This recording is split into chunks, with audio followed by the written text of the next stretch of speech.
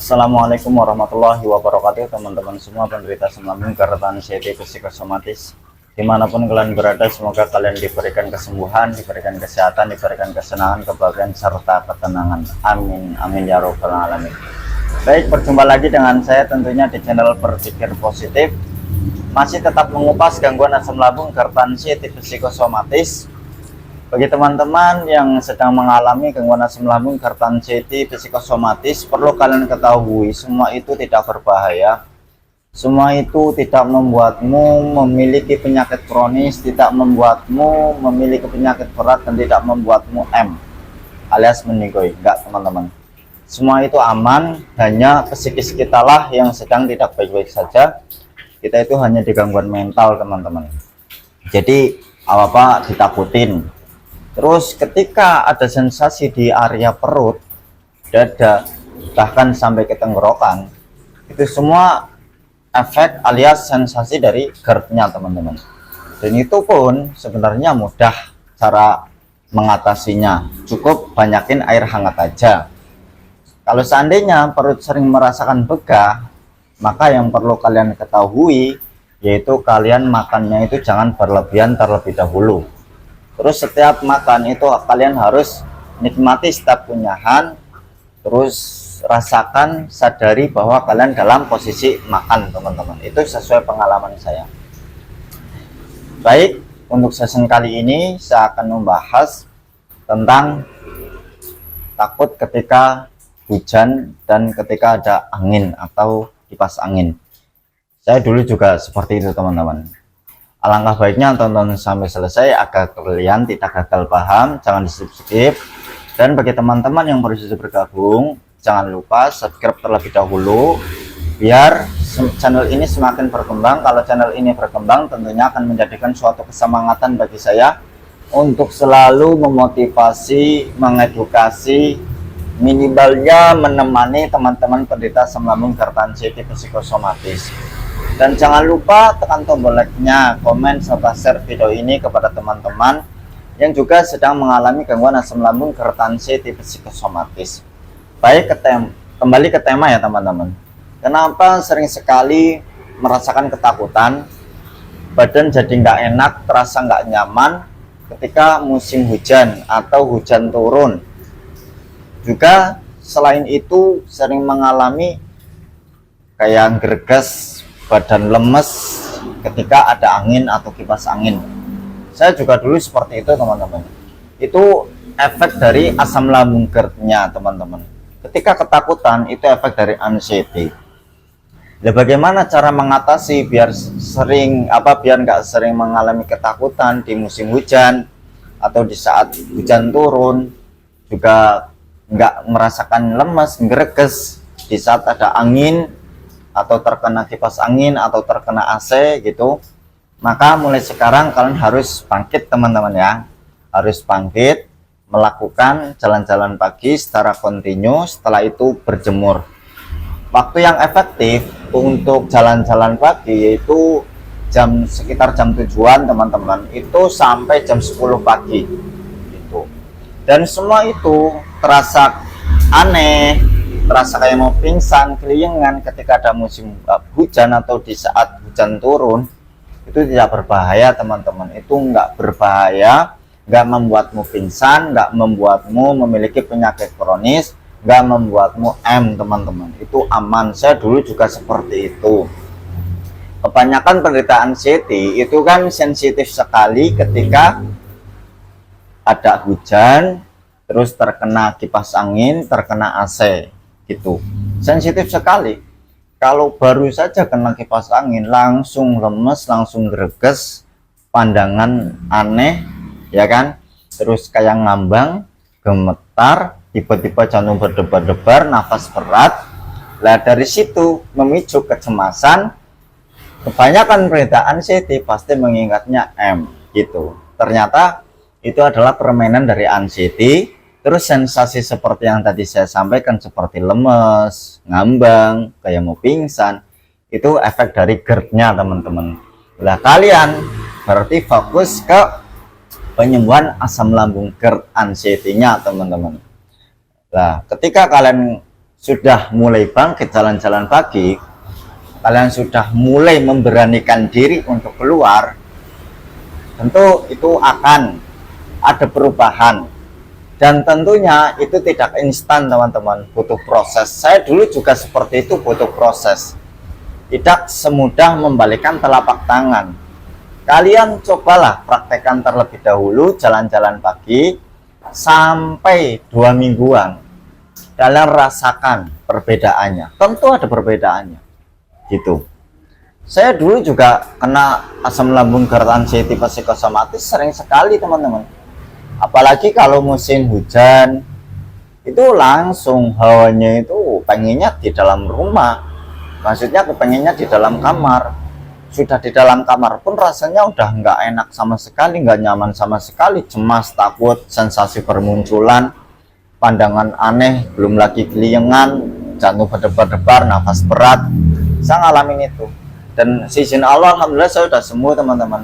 Saya kena asam lambung GERD tipe psikosomatis itu 3 bulan teman-teman. Yang parah-parahnya itu 2 bulan teman-teman. Saya berulang kali periksa ke dokter sana sini. Sesampainya di rumah sakit, ujung-ujungnya saya didiagnosanya asam lambung, kemudian saya dirujuk ke psikiater.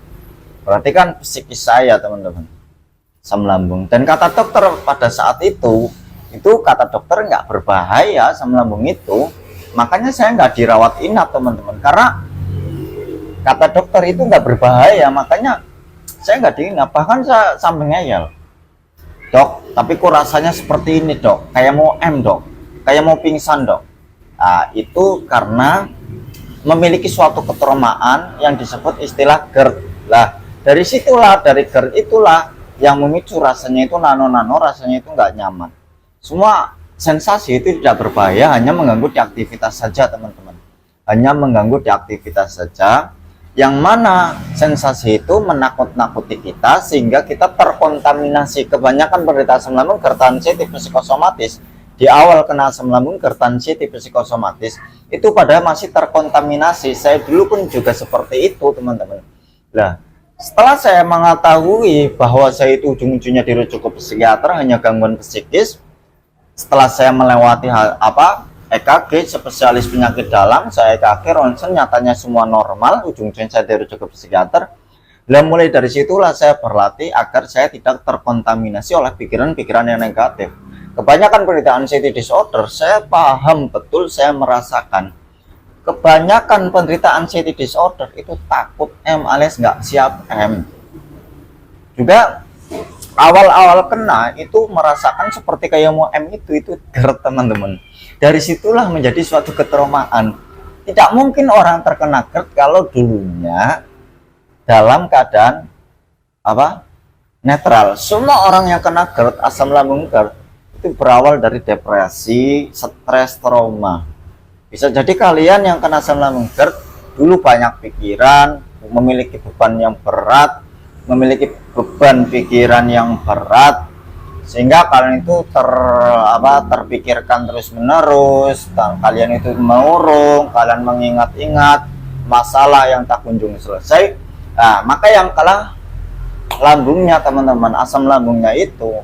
Jadi jangan heran ketika kalian kena asam lambung, mungkin kalian dulu pernah depresi, mungkin dulu kalian pernah trauma gitu. Maka biar kalian nggak kena asam lambung GERD lagi ketika kalian sudah diberi kesembuhan, ya maka hindari stres berlebih. Memang semua orang hidup ya pasti banyak pikiran. Lah, untuk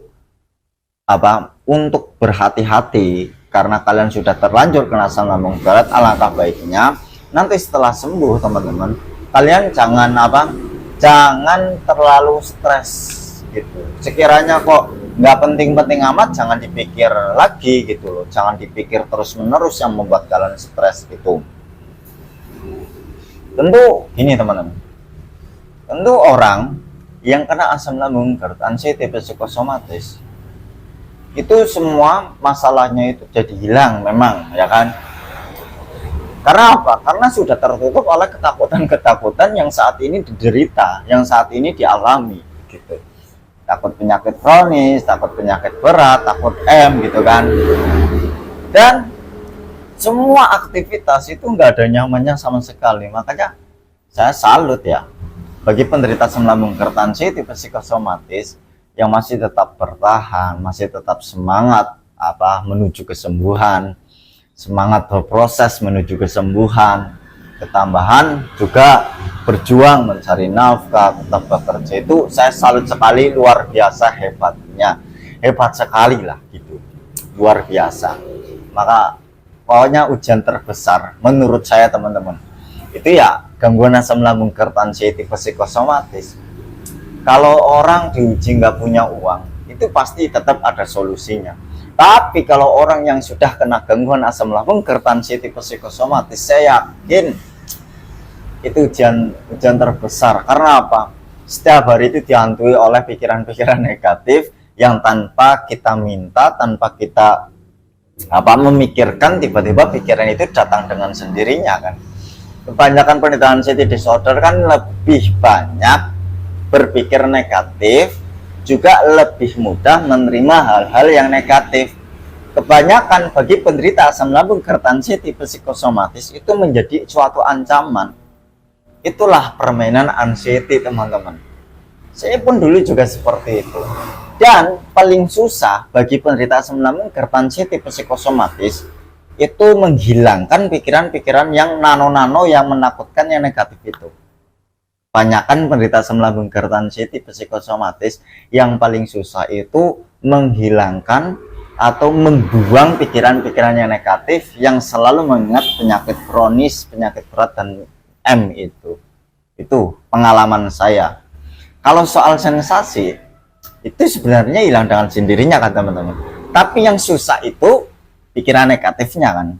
Nah, kemudian sekarang masuk ke solusi. Bagaimana sih Mas biar pikiran negatif itu hilang? Apalagi kalau sore hari. Gini teman-teman. Mulai sekarang kalian mau nggak mau harus melakukan aktivitas yang benar-benar itu membuat kalian itu senang. Ya mau tidak mau sekarang kalian harus hidupkan kembali hobi. Memang penderita anxiety disorder itu boro-boro ya mikirin hobi, boro-boro memiliki hobi. Karena apa? Karena sudah terhalang oleh ketakutan, takut pingsan lah, takut keliengan, takut jatuh gitu kan. Nah, tentu ya susah sekali memikirkan hobi apa sih, boro-boro nggak mungkin kan, susah kan. Lah maka ya berlatih, mulai sekarang berlatih step by step, menghidupkan, mencari hobi yang sekiranya dulu itu kalian ketika melakukan hobi tersebut itu benar-benar kalian senang, sampai benar-benar kalian istilahnya itu lupakan waktu. Nah berarti itulah yang membuat kalian bisa fokus terhadap hobi itu.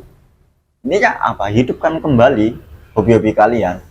Ya kalau seandainya nggak memiliki hobi gitu, ya sering-seringlah melakukan aktivitas yang benar-benar kalian senangi, apa aja bebas. Biar apa? Biar lupa terhadap sensasi. Kalau seandainya kalian lupa terhadap sensasi, nanti lama-kelamaan kalian itu sudah nggak sering ke-trigger teman-teman. Saya dulu kan sering ke-triggernya, kena serangan panik teman-teman. Karena tiap hari saya yang diingat itu takut M terus. Yang diingat itu sensasi terus-menerus. Saya selalu menghubung-hubungkan sensasi itu sama penyakit kronis. Yang padahal semenjak saya dirujuk ke psikiater, kata dokter itu nggak ada hubungannya sama penyakit kronis. Nah, dari situlah saya berlatih. Oh iya, kata dokter ini aman. Nah, ternyata benar teman-teman. Semua sensasi itu nggak berbahaya. Apapun sensasinya bagi penderita asam lambung gerd sensitif psikosomatis itu benar-benar tidak berbahaya. Pikiran kita lah yang menganggap hal itu berbahaya, karena pikiran kita sudah terkuasai oleh pikiran-pikiran yang negatif. Karena sudah terbiasa kita memikirkan hal-hal yang negatif, sementara kita itu nggak punya referensi yang benar-benar menguatkan di amigdala kita.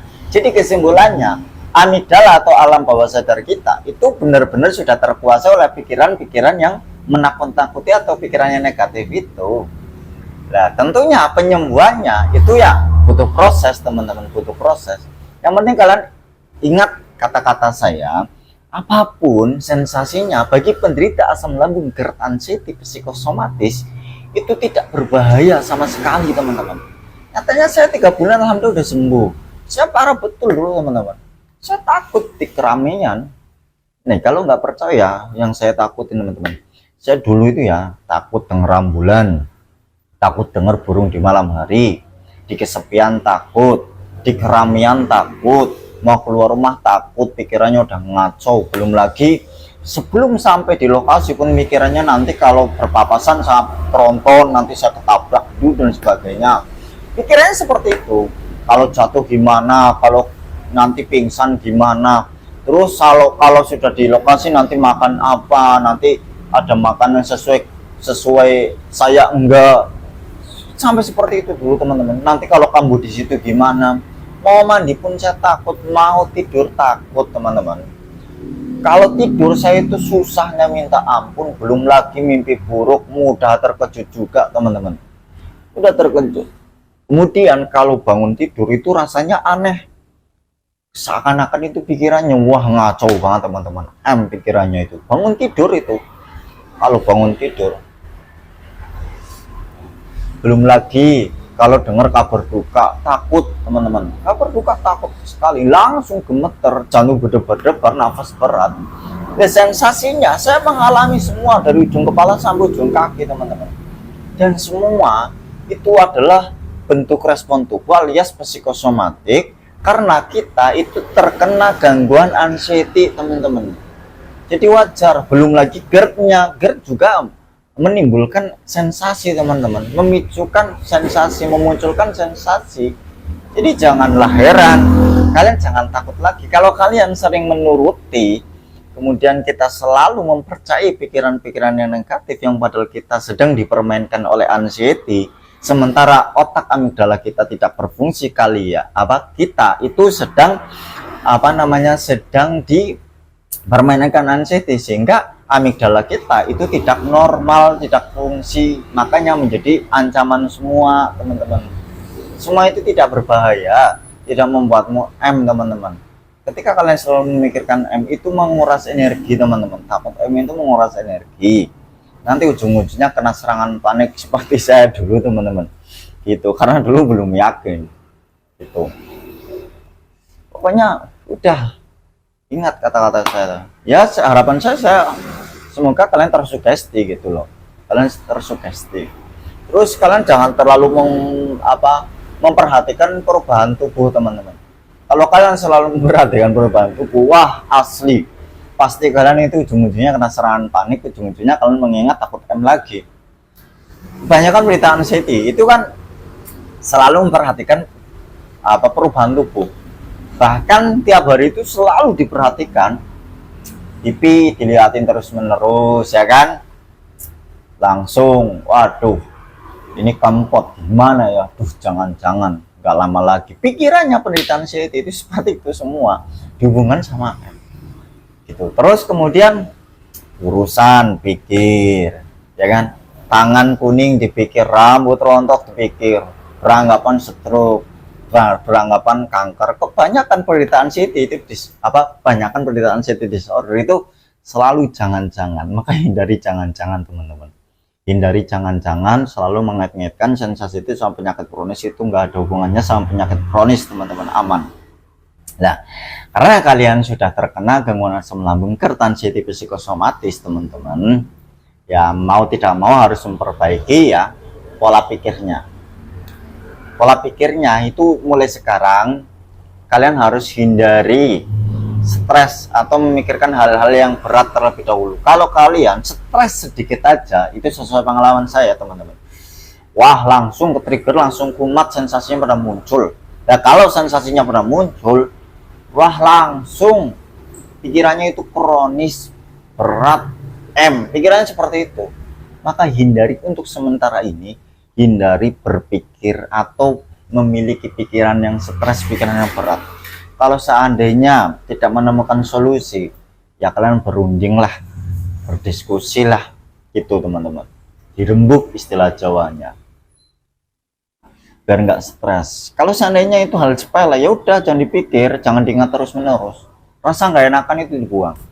Nah juga kalian itu jangan kebanyakan bermain HP teman-teman. Kalau kebanyakan bermain HP, apalagi kalian itu nonton video yang sifatnya itu di scroll, itu menjadikan sampah di otak kalian. itu menjadikan sampah di otak kalian. Nanti pikiran kalian itu sering sekali ngeblank. Wong nggak nonton video aja sering ngeblank kok gitu. Wong nggak nonton HP atau bermain HP atau laptop saja itu pikirannya udah sering liar kok. Ketambahan HP itu menjadikan tambah stres, menjadikan ngeblank teman-teman. Hindari. Apalagi yang suka searching apa-apa tanyakan ke Google sensasinya. Ya nanti ujung-ujungnya yang muncul penyakit kronis ya, tambah takut lagi, mental tambah down lagi, mental tambah lemah lagi. Maka hindari searching teman-teman. Biar pikiran kita nggak stuck memikirkan sensasi, memikirkan penyakit kronis, takut gila lah, takut hindari mengurung diri teman-teman. Hindari mengurung diri, pokoknya hindari mengurung diri. Kalau mengurung diri, pikirannya kita tidak lain dan tidak lepas memikirkan sensasi terus-menerus. Itu sesuai pengalaman saya sih. Gitu. Biar enggak seperti itu ya, maka hindari mengurung diri. Ya bermainlah ke rumah tetangga, bermainlah ke rumah teman. Kalau perlu ya mainlah ke sungai, melihat air yang mengalir. Kalau perlu main ke kebun, lihat hijau-hijauan, melihat pemandangan yang indah untuk saraf kita, biar saraf kita nggak stres, biar saraf kita nggak menegang teman-teman gitu. Terus kemudian kalian harus memperbaiki pola makannya, karena sudah kena asam lambung GERD, apalagi yang memiliki luka di lambung itu nggak bahaya teman-teman, aman. Ya perbaiki pola makannya aja, perbaiki pola makannya aja. Makan sesuai pengalaman saya teman-teman, soal makan itu dulu saya awal-awal dulu sering memantang teman-teman. Nyatanya setelah saya memantang, sensasinya tetap bermunculan. Nah, saya berpikir mantang nggak mantang, nyatanya itu ya sensasi tetap bermunculan, serangan panik ya sering berdatangan. Nah, akhirnya setelah saya EKG semua normal teman-teman. Nah, setelah itu saya ujung-ujung dari psikiater kan, dan mulai dari itu saya nggak memantang lagi. Tapi saya tetap disaranin, walaupun saya walaupun sama dokter itu nggak dibebaskan pola makan, maksudnya nggak dibebaskan makannya, tetap ada yang dipantang, tetap saya itu nggak memantang teman-teman, karena yang penting saya itu sudah yakin kalau semua itu tidak berbahaya, semua itu dari pola pikir aja yang mensugesti kita, yang mengganggu ke pola pikir kita gitu. Akhirnya saya nggak memantang. Memang saya mantang dulu teman-teman, ya nyatanya mantang nggak mantang ya sensasi tetap muncul, kena serangan panik tiap hari. Nah, yang saya pantang itu pedas sama bersantan doang sih. Dan cara makannya pun teman-teman, saya dulu itu 2 jam makan, 2 jam makan. Dan ketika makan pun saya itu 2 jam makan, 2 jam makan, itu pun sedikit-sedikit teman-teman. Sedikit-sedikit makan. Ketika lapar makan lagi. Ketika udah kenyang ya udah gitu. Nah, ini teman-teman yang sering mengalami mudah lapar, itu nggak apa-apa teman-teman, makan aja. Itu karena apa? Energinya itu sedang dikuras oleh pola pikir. Kebanyakan penderita anxiety disorder itu kan hampir 24 jam pikiran itu tidak ada hentinya. Tidak ada hentinya, selalu berpikir terus-menerus. Maka sangat-sangat sering menguras energi. Jadi jangan heran. Jadi ketika lapar ya udah makan. Kalau seandainya kalian sudah kenyang ya udah, nggak usah terusin makan, nggak apa-apa. Terus yang paling utama itu banyakin air hangat teman-teman. Minimal dalam 1 hari itu 8 gelas, itu pengalaman saya.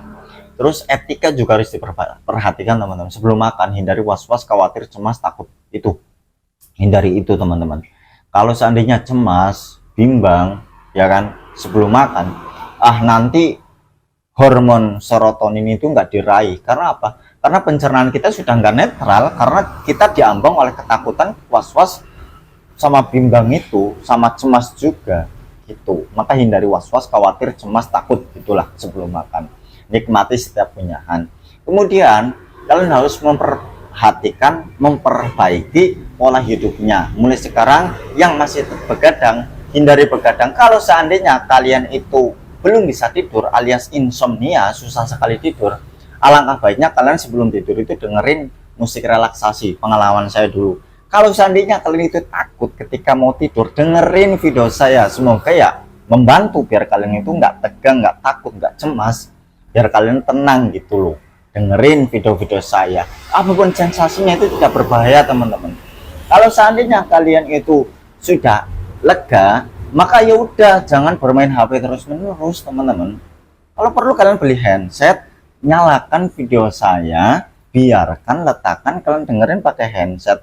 Nanti kalau video sudah selesai habis, nanti HP mati sendiri, kok aman teman-teman.